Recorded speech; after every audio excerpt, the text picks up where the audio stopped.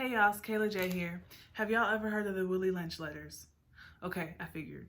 Alright, well, in 1712, Willie Lynch traveled to Virginia. He was a British slave owner from the West Indies. He taught slave owners how to instill fear in their slaves, to cut down on runaways, uprisings, and lack of work. He did this by causing fear, distrust, and envy for control, of course, among the slaves.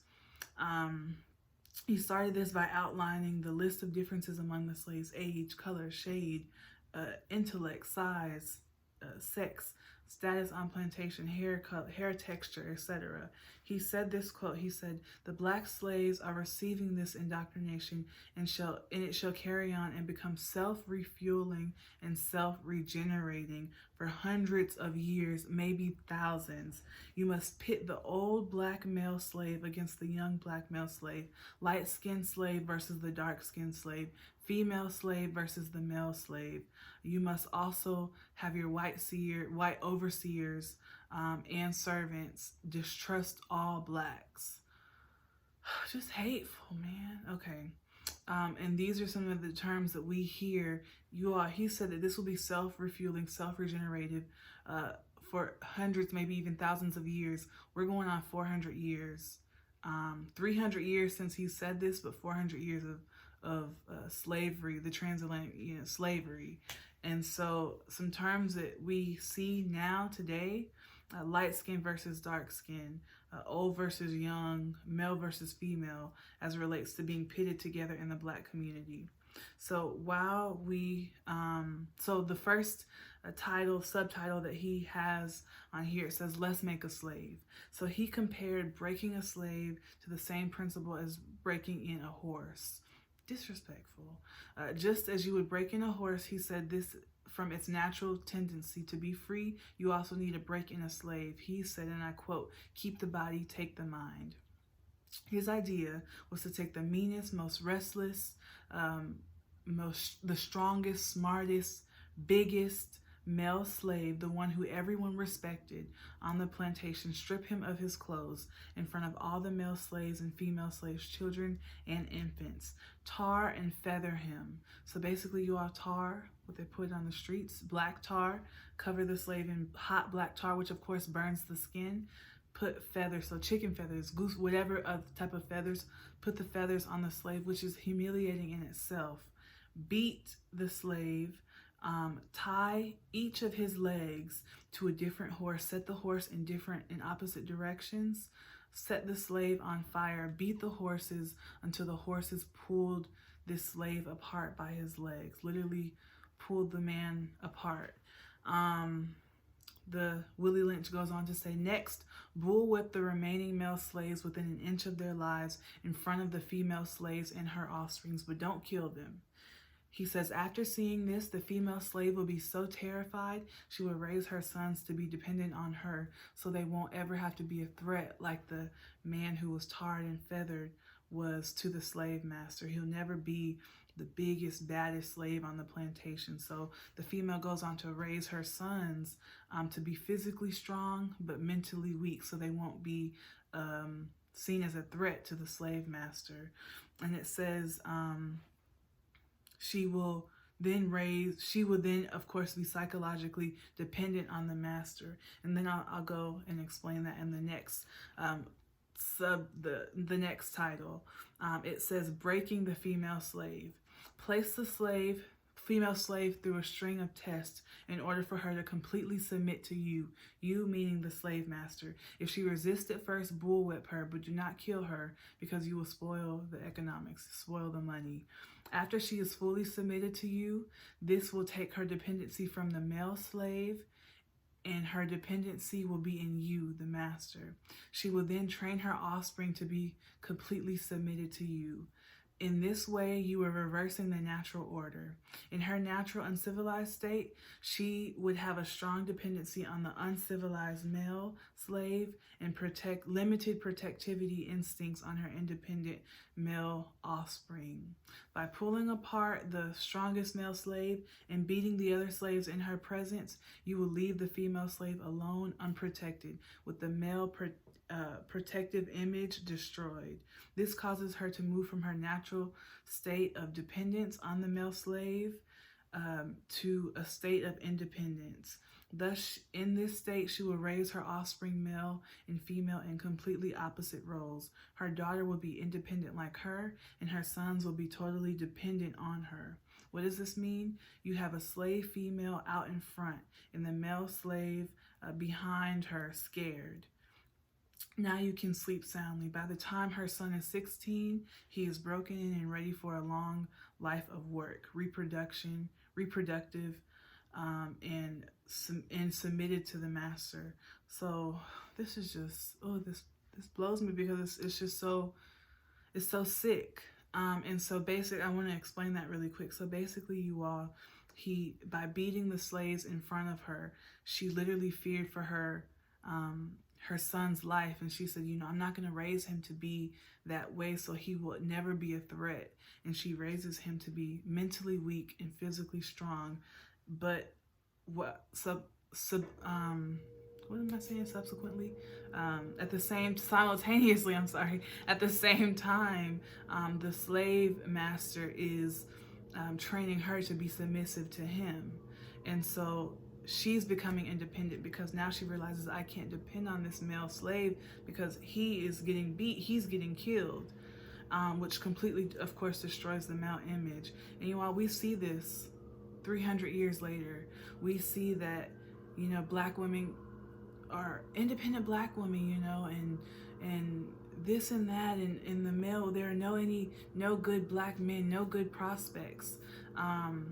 And while that's not true, 100% accurate, of course, but we see that it's stemmed from slavery, you all. Willie Lynch, like he said, it'll be regenerating. We'll see this for thousands of years in the future. And we see that literally, you all, female slaves taught to be independent, male slaves taught to be dependent. That's why we see mothers raising their sons. Their sons don't have to do no chores. Their sons get anything they want. Their sons can stay out as long as they want. No responsibility. On the other side of that, we see their daughters working at 16, literally taking care of all the kids in the house while mom's at work. All these responsibilities. And what you have, when she becomes a grown woman who's independent, while her brothers are here totally dependent on the mom. Then they go and get married, totally dependent on their wives. Their wives don't have husbands, their wives have extra kids. You see how that cycle continues? This is literally what has stemmed from the plantation. That's that slave mentality. I want to move on. All right, so the slave marriage. His idea was to breed two male slaves and two female slaves. Once they have their offsprings, take the two male slaves away and leave the female pregnant slaves to fend for themselves. If one female has a boy and one has a girl, being under the psychological influence, they will raise their offspring in reverse roles. The female slave being frozen for the fear of her son's life, to end up like the one she saw torn apart with the horses and beaten. She'll raise him to be physically strong, because naturally, black man, physically strong but mentally weak. She'll raise him to be dependent. The female slave with the girl being left alone and her male image ruined, the protector male image, because he was beaten, within an inch of his life destroyed. She'll raise her daughter to be independent, never having to look to the man, because of course that protective image is gone. The slave master will then breed the two offsprings together and continue this cycle. And he says this will be an orbiting cycle that will spin on its axis forever. And it's just so sad to me, because we see it, and we see it in black marriages today. We see it in black men and black women today. And it's like, where did this come from? Why is it like this? Literally, y'all, it was ingrained in us. Crossbreeding. He says, take so many drops of good white blood and put it into as many female slaves as you can, varying the drops by tones. Once, of course, they have the babies, varying the drops by tone and letting them breed with each other until the cycle continues and a different skin color appears. And then, of course, you all, pitting the skin colors against each other. That's why they say field Negroes, house Negroes. House Negroes were light skin. Field Negroes were, of course, darker skin. That's where that light skin versus dark skin comes into play, literally pitted against each other. One is better than the other. And colorism literally exists, not even in the Black community, every community. I used to live in South Korea, and if Koreans would, some Koreans, let me not say all, but some Koreans would get this white foundation and make their face because white is pure, and make their face as white as they could. And if you were an Asian who had tan, darker skin, you were seen as less than, because you obviously worked in the fields all day, and that's why you were so dark. And so it literally exists in every culture, and it's better to be lighter. And we see it, it's so prevalent today, and it's literally tearing the Black community apart. Language control. It says completely annihilate the mother tongue, push them into a new language. Be sure not to teach them too much language. If you teach the slave all your language, you can no longer fool them. And so, yeah, we came to America, stripped us of our language, couldn't speak, couldn't communicate. Of course, as slaves they did, but forced into a new language. And that's why it bothers me when people say, Black people can't talk. This Ebonics, Black people can't talk. Think about who taught us English. Think about how our ancestors had to learn English, y'all.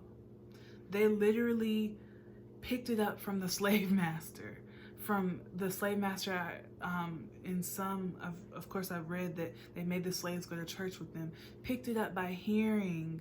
And so the amount of English that our ancestors did have and able to pass on until we could eventually go to school and get a good education, that's impressive. And so it really bothers me when people say Black people can't speak, because think about how we had to learn English if we came from Africa. Okay, and that's all I'm gonna say on that, because it's just gonna work me up. And also I want you all to keep in mind that this did not reach all the plantations. So this was not indoctrinated into everyone. This mentality of a male slave being mentally weak and physically strong, it didn't go, of course, it's not passed down in every generation, but the generations that this man did visit, that these slave masters did, and take his letters and literally use them and play them out on their plantations. This is the fruit of it, you all. And we even see that even though he didn't visit every plantation, you all, look at light skin versus dark skin, and look at how prevalent that is in our culture, and how literally we tear each other apart because of our skin, and we look down on darker skinned Blacks. So y'all, if we knew better, then you do better, right? Now you know better. Now we know better. So we have to start changing this. We have to start doing better. And just share, like this, y'all. I really, really want you to share. Share it with somebody who doesn't know about the Willie Lynch letters. Read the Willie Lynch letters for yourself so you can get an understanding of literally how this is ingrained in our culture. If you are currently raising children, have children, keep in mind, don't have this Willie Lynch syndrome, this Willie Lynch mentality. So I really pray that this video touches your heart. I pray that you share it around the table, dinner table, anywhere. Just share this video, share the message of the Willie Lynch letters, the Willie Lynch syndrome, so we can combat this and so we can do better and change, y'all. Bye. Love y'all.